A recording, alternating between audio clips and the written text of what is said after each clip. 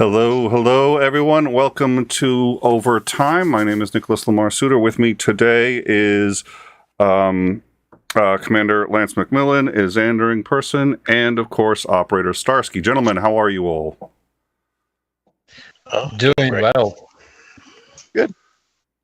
Yeah, well, thank you all for joining us. I am going to recommend one more time, 𝐒𝐻𝐿𝐴, you may want to turn off your camera since we're not actually showing it up on the front, and you may have some connection issues. So, and then for those of you who are joining us, thank you so much, especially if it's your first time. Welcome. In Time is a news, politics, and culture program. We have discussions, we do interviews, and we cover breaking news. Right now, we are simulcasting on our main channel, In Time, which is usually where we do interviews, and on Overtime, which is where we're moving all of our news content. This move is going to make things a lot easier for people to find what it is that they're looking for. If you want to see the interviews, go to In Time. If you want to see just the news, go to Overtime. And if you want to see both, well, you can do both. We're simulcasting because Overtime is still a little small. We cannot take super chats, so we're hoping you can help us out. If you're new here, please go to the Overtime channel, like, subscribe. Once we can hit the 1,000 subs there, we can take super chats, we can pin messages and do all sorts of other nifty things. Until then, if you would like to super chat, you are going to have to do that on In Time, the main channel. There's a link to it in the description, so you can go. All super chats are going to be going to is it Vatra? Is that how it's pronounced? Starsky? Vatra.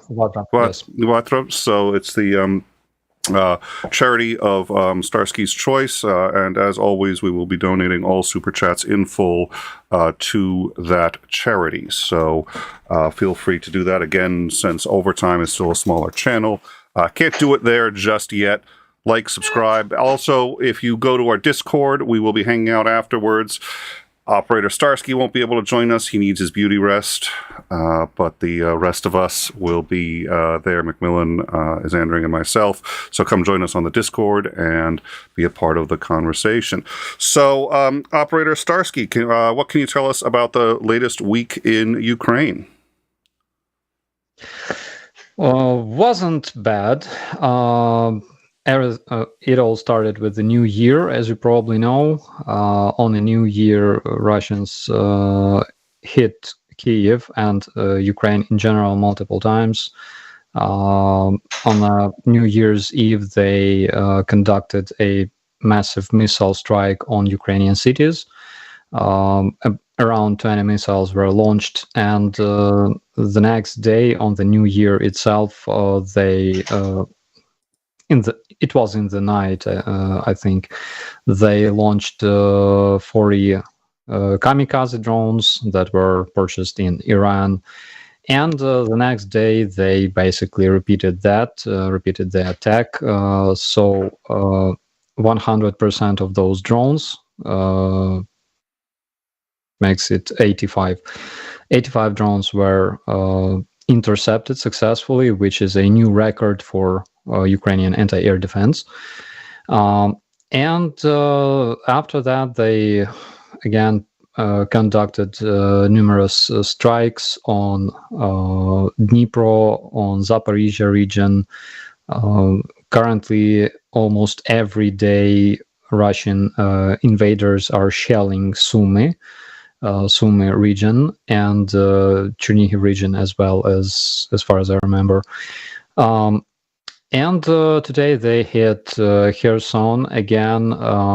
As a result of the strike, one fireman was killed, Ukrainian fireman. And funny fact that after all those strikes that happened on a New Year's Eve, as well as on the New Year's itself, Putin calls for the ceasefire, for the Orthodox Christmas ceasefire.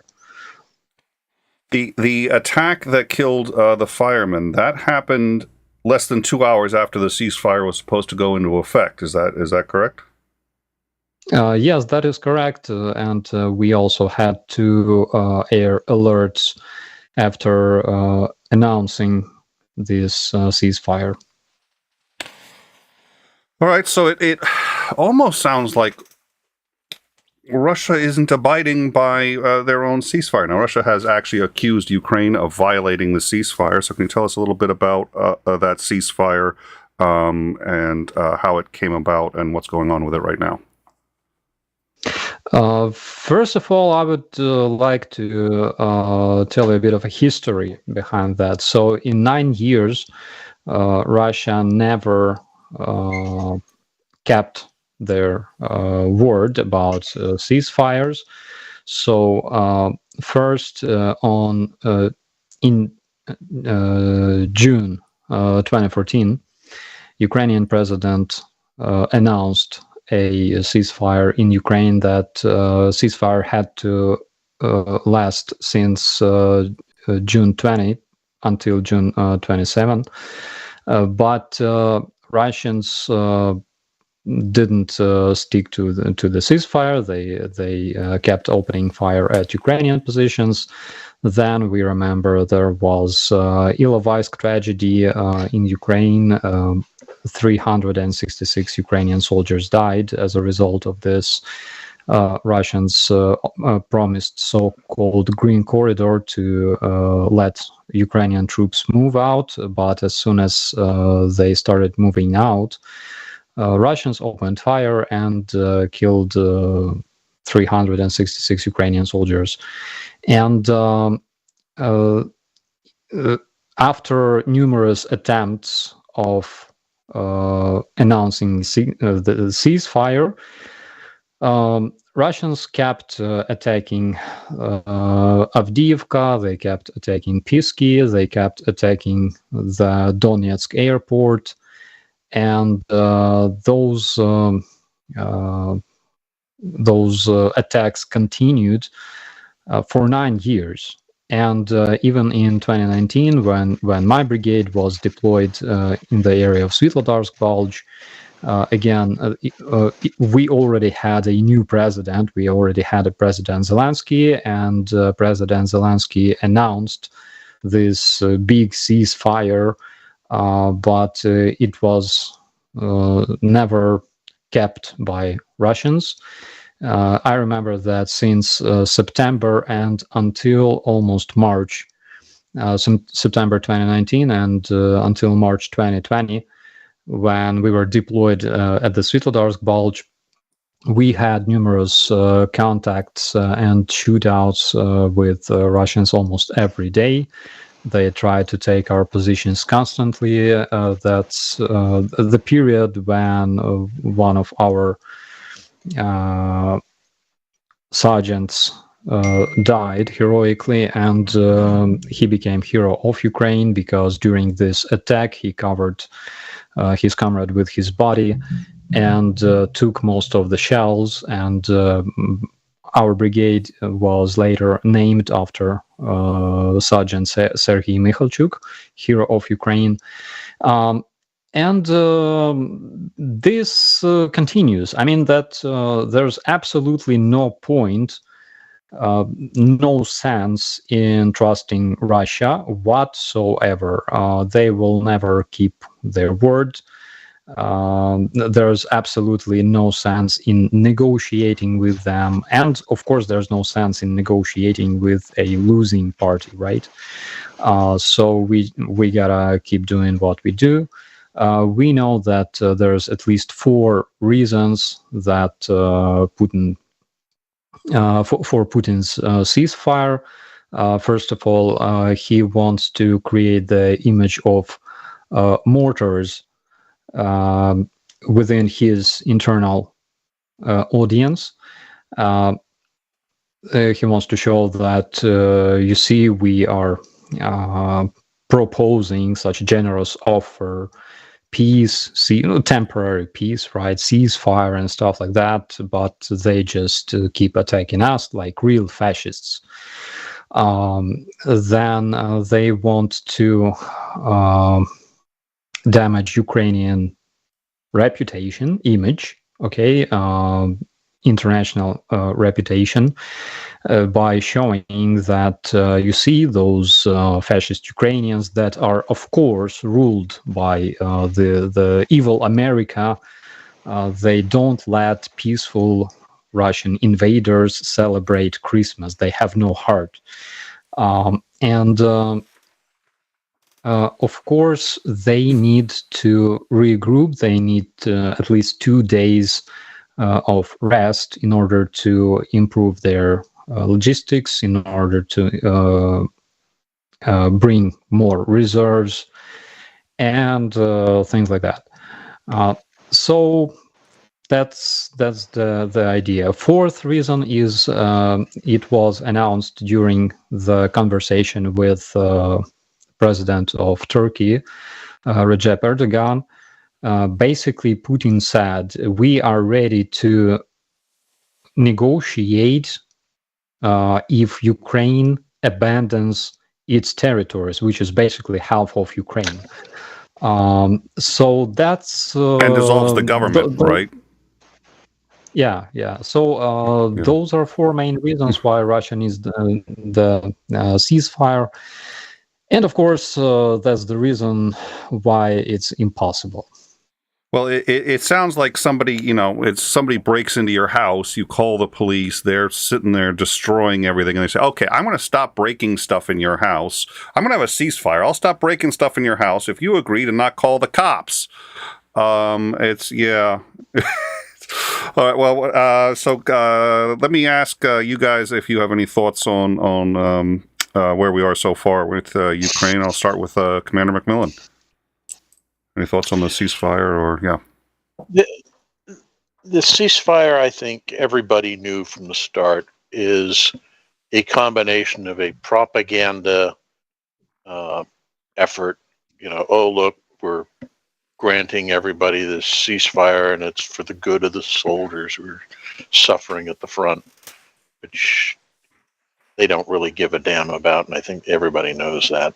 And the second part, as Starsky pointed out, and very, very accurately, is that the Russian logistical situation is in such a mess that they desperately need even a couple of days' time to try to get stuff moved up to the front so that they're not vulnerable.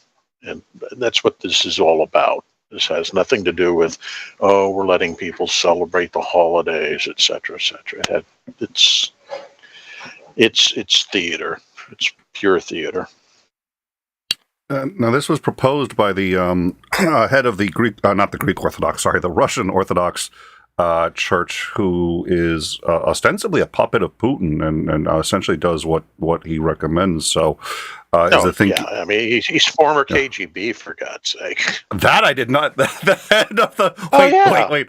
Oh my God! The head of the Russian Orthodox Church is former KGB. Well, that explains a lot.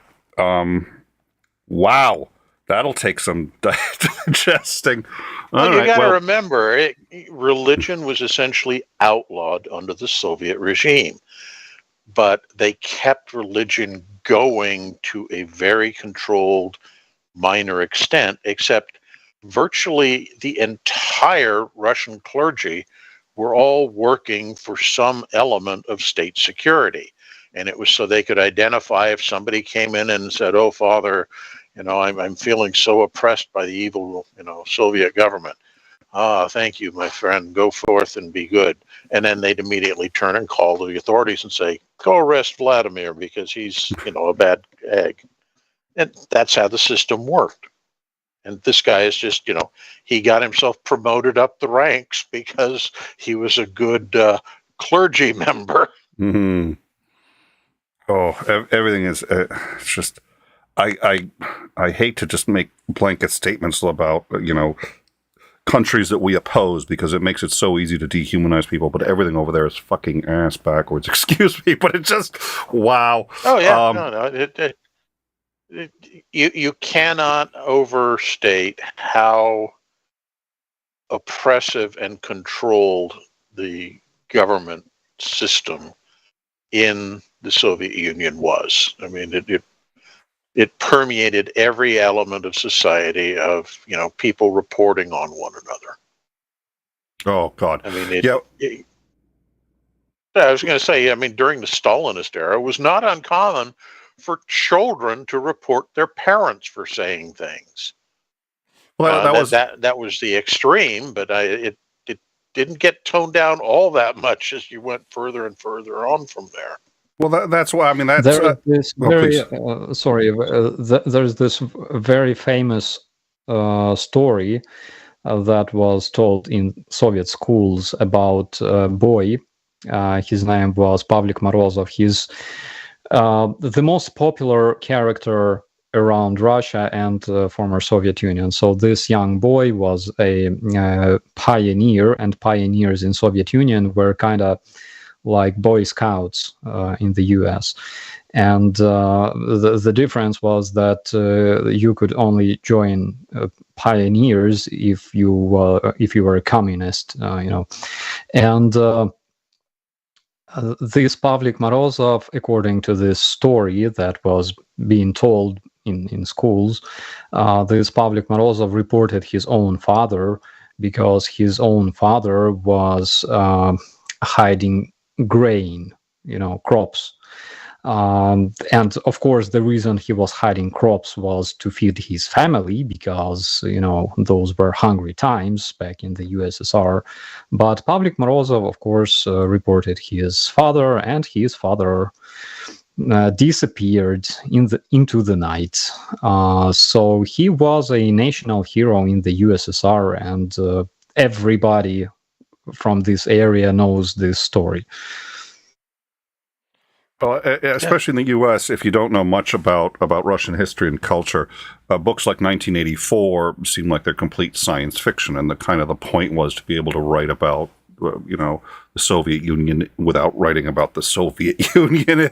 That was Animal Farm. That was 1984. But in 1984 was very much, and there's a scene in 84 where there's a young boy who basically runs the house, and he runs the house because he's a member of the I think what was it their purity or their chastity, the anti-sex league, the junior anti-sex league in 1984. There's a young boy member of that league, and he's aware that he could turn his family in at any time.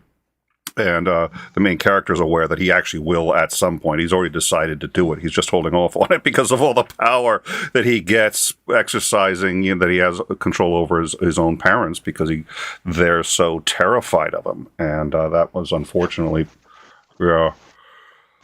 Oh, so Xandering, any thoughts on anything we've discussed so far before we go on? We've got a super chat on In Time, which I want to get to, and then a couple other things that. But any thoughts, Xandering?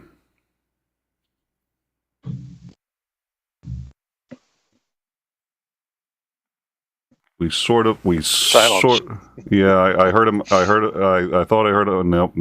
We may have lost him. He's out in the middle of what did you say? Wisconsin? Nowhere. Yeah, he was. No, Oregon. Oregon. It's eastern Oregon, and towns are 50 miles apart. Well, at 30 seconds, he passes and goes, "Here we go. I'm in town, and I've just left the town." It's just like, wow. Okay. I think he's back. Is Andrew, any thoughts? You may have missed most of that conversation. We're talking about the ceasefire, and all right, I'll give him a minute to get sorted out. So we have a super chat levels. Oh, you there? Am I here? You are now. Yes. Okay. Yeah, I'm driving through spotty service. So, I mean the not so ceasefire. Yeah,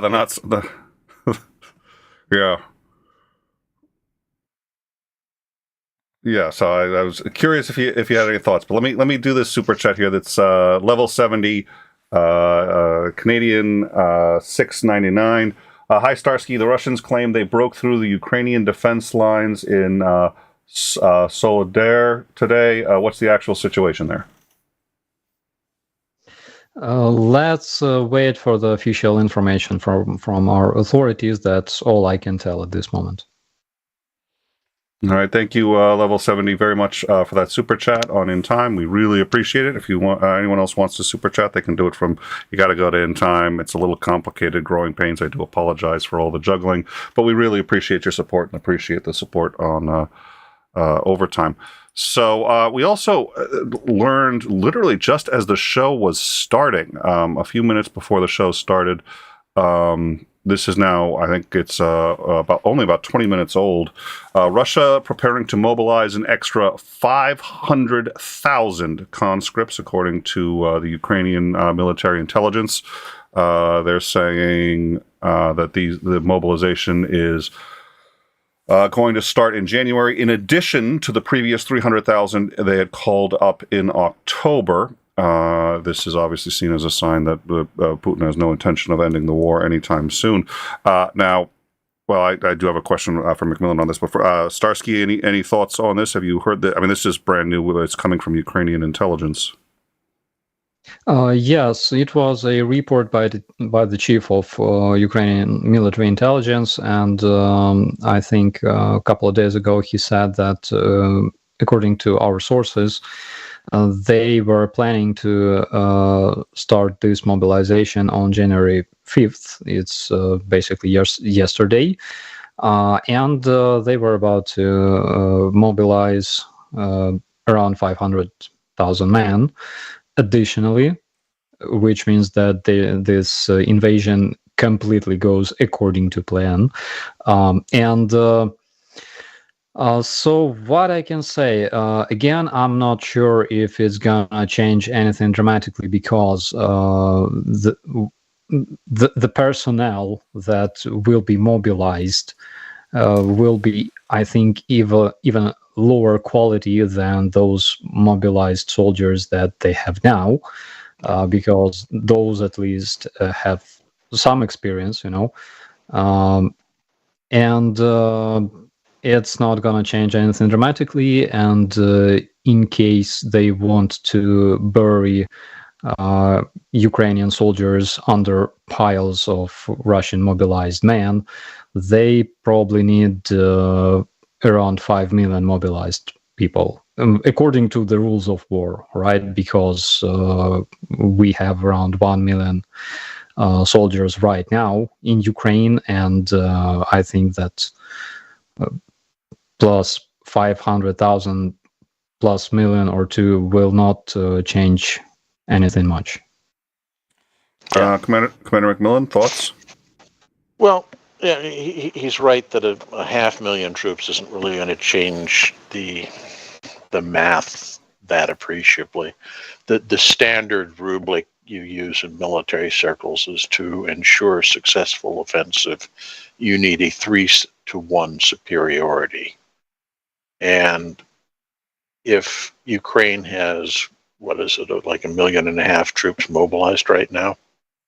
Yeah, so the Russians would need, like 4.5-5 million people to do that. And when you consider that they also have other areas they need to keep forces deployed on, they can't abandon every other border that they're facing. So that makes it even more difficult to get that many people in. And then you have to equip them. And we already know that the sanctions are having a profound effect on their ability to equip their troops with the most modern equipment. And conversely, you're getting at the same time as the Russians are just bleeding these troops out of their army, throwing them in pointless frontal assaults, losing troops, in the hundreds and even thousands per day. At the same time that's going on, the Ukrainian forces are doing a fairly good job of keeping their casualties, I won't say to a minimum, but they're controlling the amount of casualties they're suffering.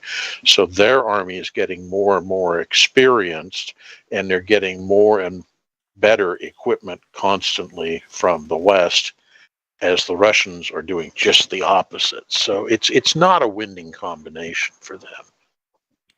It looks like they already actually had that 500,000 pulled, so that they'd already collected, and they're now talking about how and where to deploy them. The last deployment we had heard about was only that prior 300,000 that they went door to door and they were snagging people really off the streets. How is it that they have another 500,000? They have a very large population, and they can continue to draw on it. I can't remember, but the Russian population's what, like 140 something. Yeah, that's what I was going to say, 140 million. and Ukraine is about 40 million, so about a third of that. So they have a lot more people they can draw on. Well, And you had the problem is, as you draw those people out of the workforce and start sending them in uniform to the front, you're already collapsing economy. It's just going to get worse and worse and worse. And that's part of the equation that's going on here, is they've created something of a death spiral. And you wonder at what point they're going to realize this is a self-defeating plan. And thus far, they haven't shown any inclination to coming to that realization. Well, I'd also like to point out that when they first did their deployment of, or their call up of 300,000, you had come on the show and said that that was not true. That in fact, given how many people they were sending out to go, grab people, come in, and how many people were moving, that you anticipated it was closer to 500,000 to 1 million that they were getting, and that he was deliberately saying that number lower. So it looks like if this 500,000 was actually part of the original 300,000, that's about 700,000 that he pulled on that first. So kudos, because I think you called it. Yeah, it would not surprise me. But if you look at the Russian methodology for fighting wars, this is what happens: is as the situation at the front gets worse, they just throw more manpower at it. And at times it gets so bad that they're literally throwing manpower at it without equipping the soldiers. I mean, sending units into battle without weapons. It's, what's the name? Enemy at the Gates, if you've seen the movie. And they're getting off the boats, crossing the Volga during the Battle of Stalingrad. And as the troops are getting off, every other guy gets handed a rifle. And they say, well, when do I get a rifle? Pick up the one that he drops when he dies.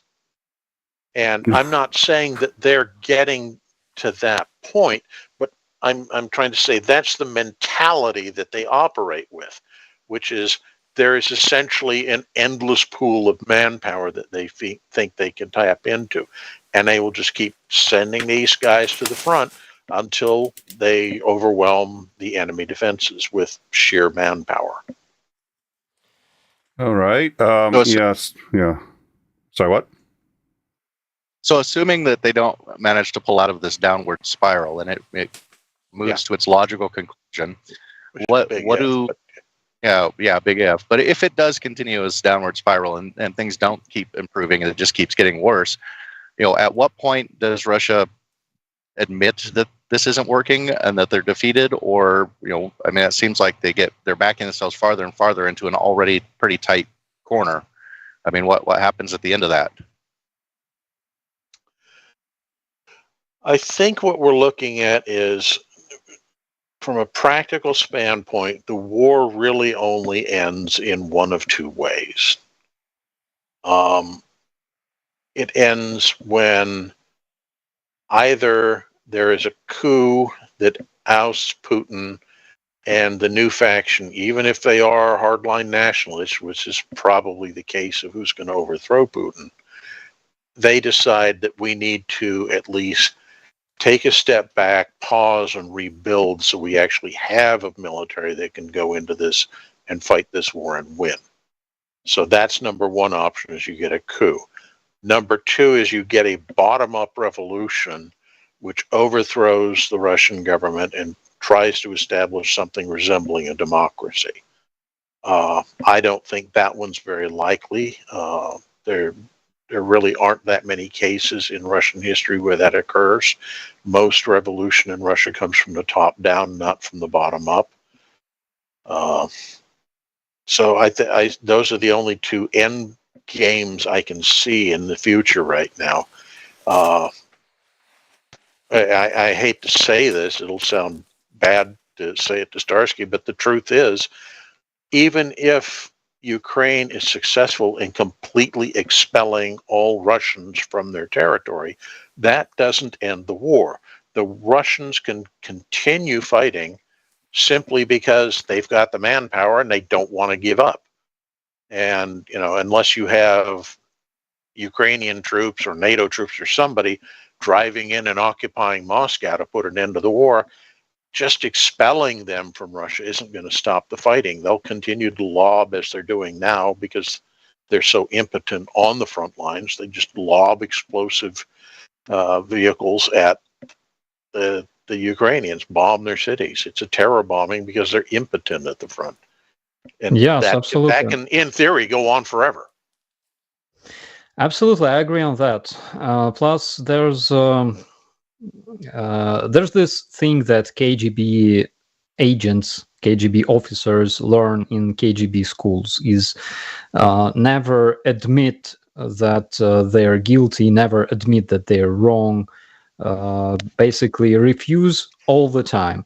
Even if some KGB man is caught in the bed with some senator's wife, he will always refuse. Like, it's not me, and it never happened. Is not. It never happened. And Putin knows. Film evidence to the contrary. Yeah, and Putin is pro at playing. And what domestic party do we know that practices that same mindset? Yeah. I was going to say, Shaggy must be a former KGB officer. Then. Yeah, exactly. Wasn't me. No, Shaggy. You were saying Starsky? Yeah. Yeah, I'm saying that this kind of behavior was adopted by all of the Russian elites, basically. All of the Russian ruling elites we are talking about their oligarchs, we're talking about their politicians. They all adopted this type of behavior that Putin has. And that's why they will never admit their defeat. And they will always continue this war until, I don't know what happens, until they evolve eventually in 50 years, maybe. I don't know. But I completely agree with the commander. Expelling, pushing those Russians out of the territory of Ukraine probably will not stop the war. But we still gotta do this, and we will, of course. And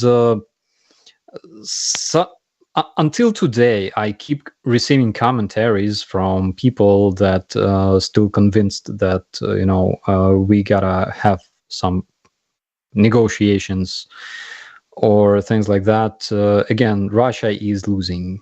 And there's no way for them to win this war. There's absolutely no sense in negotiating with the losing party. True. Well, that reminds me of never mind. Previous when Hillary Clinton was losing to Barack Obama in the primaries, the Democratic primaries, and she offered Barack Obama the VP slot. It was like it's the first time the second place candidate was offering the VP slot to the first place candidate. But Sam W, 34.99, New Zealand. I don't have anything to say except F Russia, to be honest. Yeah. Yeah. Well, this brings me then to I think just to give people an idea, and it's it's kind of amazing, Starsky, you're coming on talking about all of these difficulties, and Ukrainians are finding a path forward, and I can't imagine how difficult it is, but always seem to do it with dignity and integrity. This here is Bakhmut, and it is that is a photo from the 1st of August, 2022. This photo is that exact same region about, what is that, 3 days ago? 3 days ago. So to see them now, let's see, we're going to see those right side by side. That's probably about the best I can do. Now, Bakhmut, why... any thoughts, Starsky, on why Bakhmut is so important to them and why they've been spending so much time trying to take that area? One reason for Prigozhin himself, Prigozhin is leader of this bandit group called Wagnerites. So main reason for Prigozhin is because he wants to control the salt and gypsum deposits in Bakhmut. There's plenty of enterprises that produce salt and gypsum, and of course it brings a lot of money. And another thing is that basically Bakhmut opens a path to Slavyansk and Kramatorsk. Those are two very important, crucial cities in Donbass. So they need Bakhmut, and the way they do their business as usual is literally destroying all the houses using their artillery and missiles and bombs. So Ukrainian troops will not have any place to defend, basically, because it's very hard to defend ruins from what we saw in Rubizhne and Severodonetsk that were completely destroyed by Russian artillery. Yes, thank you. Just to clarify here, that is a very, very standard Russian tactic. Is you shell the area you're attacking until it's a moonscape. You rely on artillery to completely clear the area of enemy defenses, and then you send your troops through. And if you look back, for example, during the Chechen War, the city of Grozny was a major city. It's a big place. They flattened it. It essentially ceased to exist. They spent so much time and effort with artillery and aerial bombardment to make it that moonscape. The whole goal here was to ensure that there was no way that the Chechen rebels could successfully defend the place. There were no facilities to really want to defend anymore. Why fight for a city that doesn't exist? And that's what they're doing here. Absolutely. So the German Chancellor has spoken with Zelensky about the Marauder infantry fighting vehicles that are being supplied to Marder. Thank you. What did I say? No, I'm sure I got it wrong. Marauder. Okay, thank you. And they're also supplying Patriot missiles. The U.S. is now saying it is targeting firms that are helping supply Iran with the parts it needs for the drones.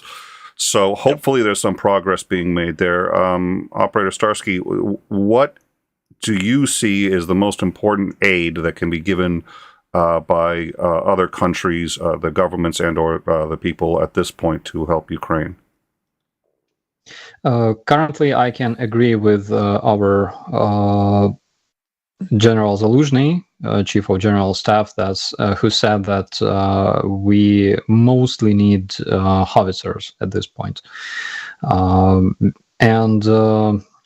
Speaking of drones, I think a couple of days ago there were news that one of the drones that was shut down, it did not explode. It was almost completely intact, and it was analyzed, and around 20 parts were identified that were produced in the US and Canada. So those parts, and those are recent shipments, right? So currently the US is investigating how this became possible. Yeah. There's more than just the Marder that you mentioned. We've, in the past couple of days, in addition to Marder and Patriot, we've also heard that the U.S. is going to be giving a bunch of M2 Bradley infantry fighting vehicles, and the French are giving AMX-10. They call it a tank. It's basically a very large armored car. So there is a lot of new equipment going to be flowing into the Ukrainian inventory.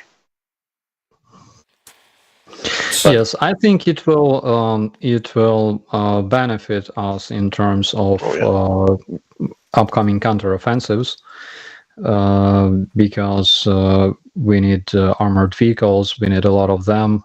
Russians have many times more of those vehicles than we do. Yes. The one thing that I think is still lacking, and I'm sure that Ukraine has been pressuring or asking the various allied NATO powers to give them, are modern main battle tanks. Those will make a huge difference in terms of being able to conduct offensive operations. The infantry fighting vehicles like the Marder and the Bradley, the support provided by an AMX-10. I think it's Slovenia gave them a bunch of modified T-55s. All of those are helpful, but at this point, I think in addition to artillery, which I totally agree with you is the number one asset they can probably use, I think modern main battle tanks like Leopard 2s or M1 Abrams or something would definitely change the military paradigm at the front. I think it would give the Ukrainians a substantial offensive capability. Yeah. Plus, recently we learned that 3,000 Ukrainian soldiers finished their training on the territory of the United States. Yep. And I think it's either 10 or 20,000 Ukrainian soldiers finished their training on the territory of Europe. Yep. So we will have a lot of prepared personnel, and this personnel is prepared according to NATO standards, trained by professionals, and I think it will change a lot.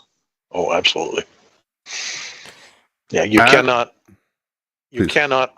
or overstate the effect well-trained personnel have on a modern battlefield.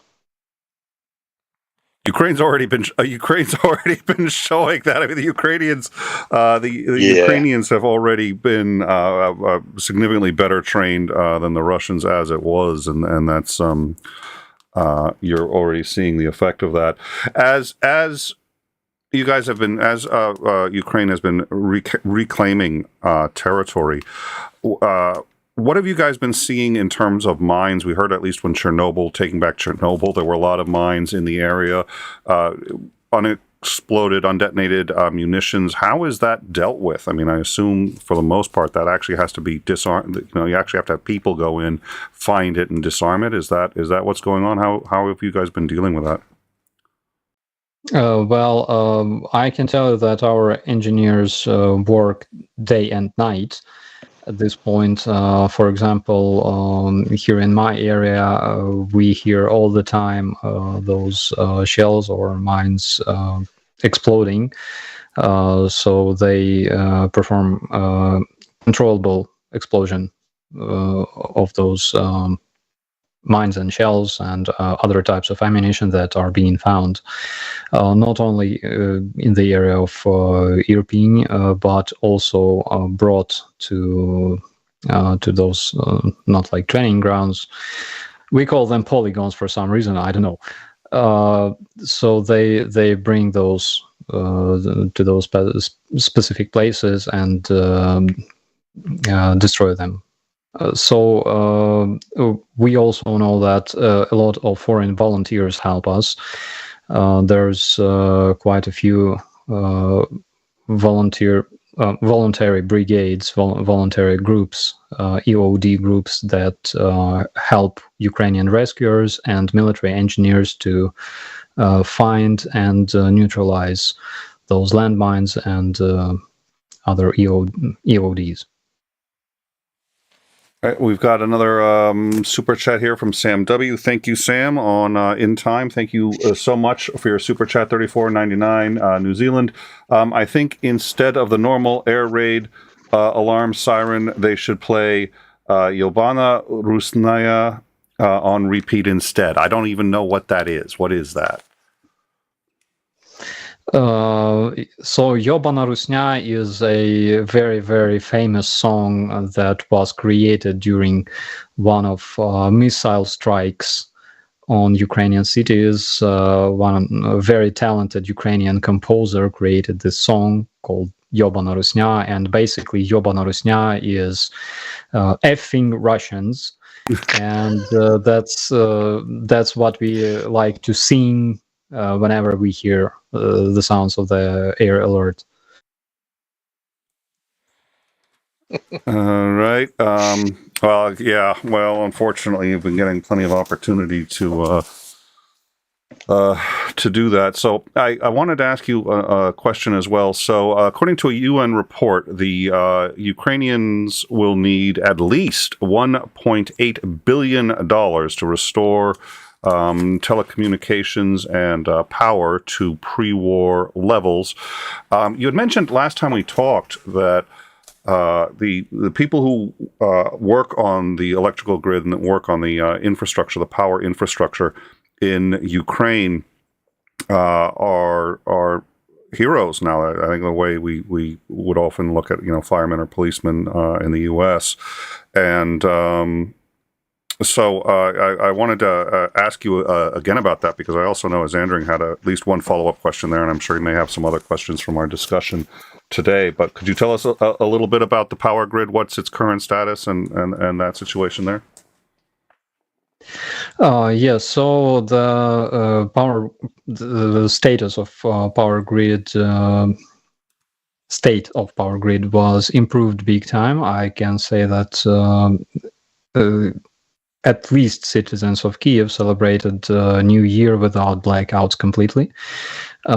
We had power for 2 days straight, and currently we have only those shorter planned blackouts, stabilizing blackouts that are required in order to stabilize the situation with the power grid. And of course, our power engineers are now heroes in Ukraine, same as policemen, firemen, and soldiers, because they do their job under fire during all those air alerts, missile strikes. They always go to their positions, let's call it this way, and they do their job. So because of their work, because sometimes they have to work 24/7 to bring this electricity to citizens.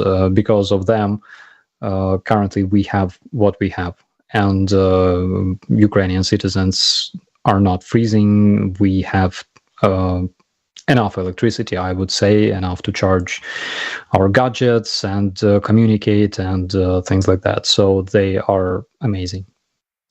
Zandring, we have now lost him. He's been having communications issues. So he did want to ask you: are there any other unsung heroes that the electrical grid ones are ones we wouldn't have thought of otherwise? Is there any other unsung heroes that you think should be talked about? There's a lot of them. There are volunteers, there are companies. So currently businesses, and we're talking about big businesses in Ukraine, trademarks, they all help Ukrainian soldiers as well as Ukrainian citizens who became victims of Russian invasion, lost their home or things like that. And I have this. So when I drive my car, I always listen to Radio Relax in Ukraine, and sometimes it's metal, sometimes it's Radio Relax, and we have this show, rather like social advertisement, and they talk about all those organizations and companies and trademarks that help to win this war, basically. There are big companies, big productions that, for example, buy food for territorial defense or supply them with different equipment, buy cars for Ukrainian soldiers for the front lines. And as we know, we need a lot of nice 4x4 cars, for 4x4 drives, because they operate in a tough environment, and people usually don't understand that the period of life of such a car is about 2 weeks before it gets completely destroyed by different fragments and bullets and things like that.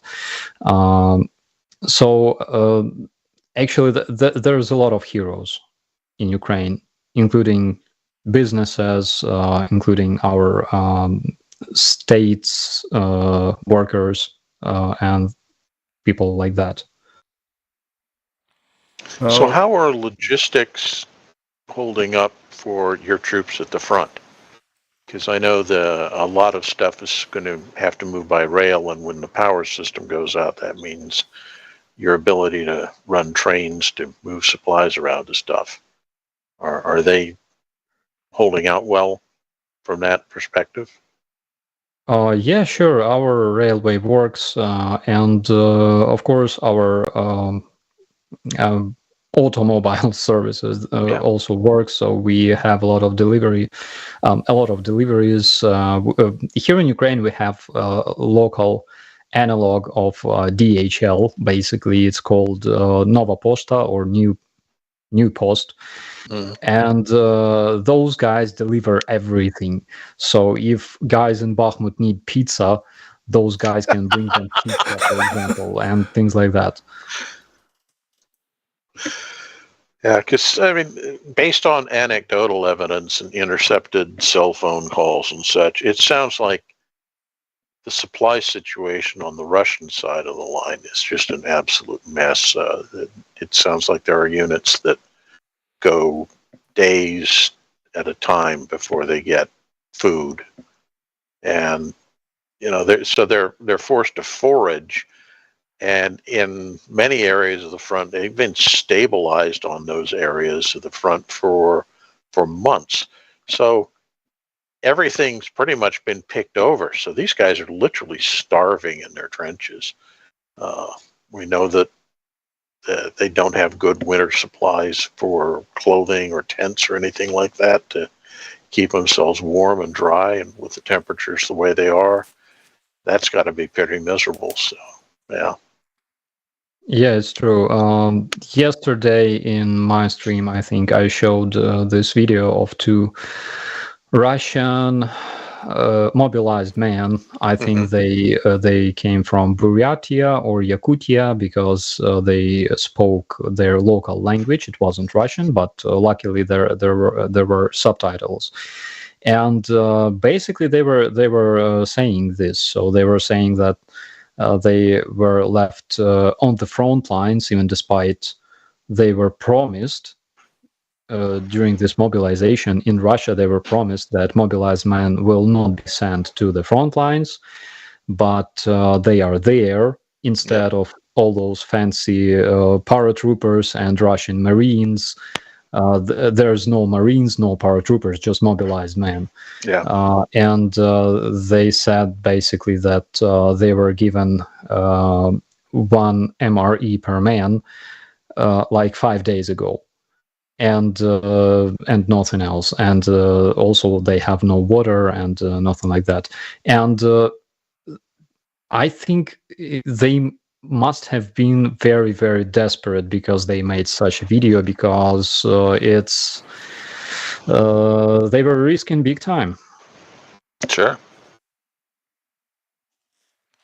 So go ahead. Please. Well, I was about to ask you. We did get some super chats, but I was going to ask you if you had any other questions before we get to the super chats, and then probably start to wrap things up. Oh, yeah, I cut you off and like, no, I really actually had nothing to say. Okay. So we've got 2 more super chats. There was a comment that I wanted to put forward, though, and somebody had said, the people who work on the sewer systems, septic and plumbing are also heroes, and that's actually that kind of sanitation is not usually thought of in the military. It's of paramount importance. It's the first thing you guys think about. I think, Commander, when you arrive at a place and are worried about logistics.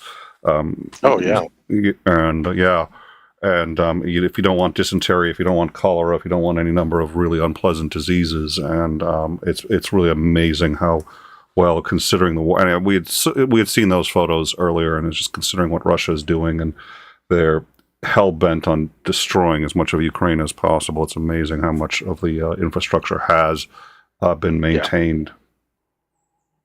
Yeah. Absolutely. So Sam W. At some point, please. At some point during one of the biggest blackouts, when they hit our water supply facilities, I had this idea that at some point I will have to dig out a toilet in the yard, an outhouse basically for residents of my building, because nobody knows what if we lose water. And luckily I didn't have to do that due to those guys. They're doing an amazing job. Absolutely. All right. So we've got another 89.99 New Zealand from Sam W. Once again, Sam, you have been absolutely amazing, and we really value your support. So thank you so much for the super chats. Again, they're going to the Vatra charity, as we discussed with Starsky. We really appreciate having him on, and appreciate the opportunity to pass all of these on to charity. So thank you, Sam W. I'm a beautiful singer, and ask Andrei, he will agree, but my question is, why haven't we tried audio torture to make the Russians back off? 24/7 loop of my singing voice on max volume would make anyone lose their minds and retreat, but I'm not a strategist. I think we should try. I think it's worth it. In time, we'll support the effort. We will. You know what? If you need recording software, and especially if you want to start late, let us know. We'd be happy to help. Oh, come on, that was funny. Level 70, 29.99. Hi, Starsky. Are there any indications that Iran will send some of their ballistic missiles to Russia? Currently, we don't have evidence that Iran is preparing to do that. We know that they shipped another shipment of their drones to Russia. And I think Russians already have used around 600 of those drones. And the deal was about 1,200 drones, something like that. But as for ballistic and cruise missiles, we don't have evidence. And Chief of Ukrainian Military Intelligence basically said that currently Iran doesn't consider sending those missiles to Russians because this international reaction towards this deal between Iran and Russia, it was something that Iran doesn't expect, and basically they are like, they don't consider doing that, even despite the fact that there was a deal. But obviously they will not be sending those missiles, at least not in the closest future. That brings to mind another question. I have heard rumors, none of them from particularly credible sources, shush puppy, that there are actual Iranian volunteers, in quotes, who are fighting on the Russian side now.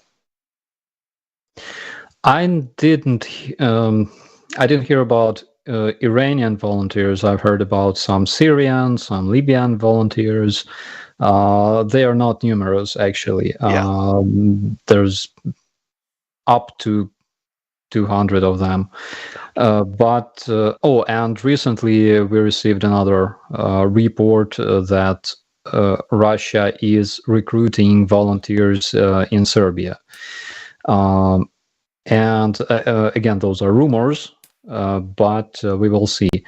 We know that actually Serbian Chetniks fought for Russians for quite a few years, since 2014. It's when they arrived to Donbass, and Croatians arrived to Ukraine because they have some unfinished business with those guys. As for Iranians, I didn't hear about it, but I heard that there were Iranian instructors that were eliminated by the Ukrainian armed forces.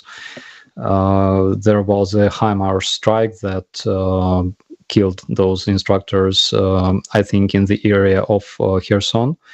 It was like a couple of months ago. And also, funny news, four Russian instructors were identified, actually. In Iran, there was like a competition, and those drone operators took part in this competition. Actually, it was part of this training, and they were trained by Iranian specialists to operate those drones. And those four men were identified completely with their names and addresses and ranks. Yeah. So, all right. Any other questions? We had a question in the live chat. Actually, that was a good one. How is Russia paying for the? So let me ask that actually before we go. How is Russia? Do either of you gentlemen know how is Russia paying for what they're getting from Iran? Yes, basically they deliver some NATO weaponry to Iran so they could study it. We're talking about Stingers and NLAWs and Javelins that were captured on the battlefield. And also there were, again, rumors that Russia will deliver some of their modern fighters like Su-35 to Iran, because Iran critically needs improving their aviation, their attack aircraft, their bombers, their interceptors. What they have is very, very old, and they critically need to improve it. Yeah, I think the best way to express it is that Iranians have the industrial base to do stuff, but they lack the technical knowledge to do things. So they have to do a lot of reverse engineering to come up with new ideas. Yes. Quote, new ideas. Yeah, it's new to them. Yeah. All right. Well, thank you all so much. So now I know you've got a channel operator, Starsky. We saw you. I come by every time I see your streaming, and I had saw you yesterday, and you had made an observation, which is you'd rather have a gaming channel with 2 subs than a war channel with 100,000. But it is what it is. It's a good channel, so I hope people will come by and check it out and watch as you stream live. What do you got planned coming up? Any other channels you're going to be doing? Not really. I was offered to create some kind of cooking channel, but again, I prefer eating, not cooking. So I think it will be a failure. Doing exciting recipes with MREs. Yeah, why not? Why not? Actually, I had such a channel in Ukrainian language. We did reviews of different MREs together with my colleague, Ukrainian veteran. Yeah, but then the big war started. And you're going to be on the shills tomorrow, is that correct?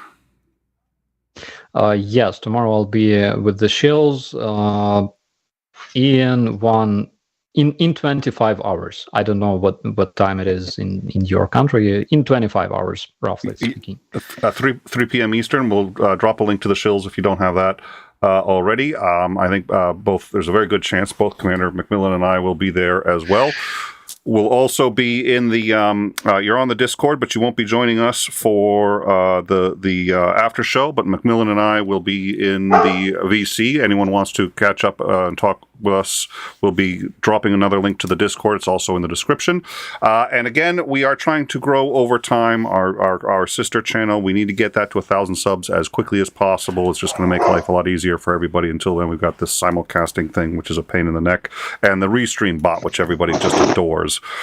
So if you can subscribe, every subscription to Overtime really does help. We're almost halfway there, so hopefully in the next couple of weeks we can get that done.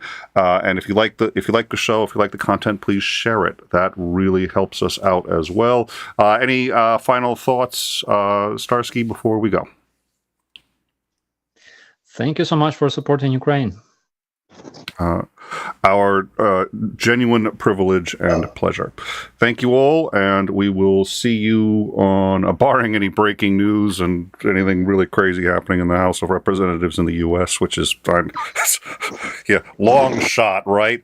We'll see you guys on Tuesday. We're going to have a conversation with 𝐓𝐢𝐦𝐞 and Brooks on extremism and methods of dealing with it. So look forward to, and we just got a super chat. So I will make sure, let me get that super chat before we go. Actually, I think it was a sticker, 35.90, and I can't see the currency without my, I can't even, I'm not even sure what that currency is.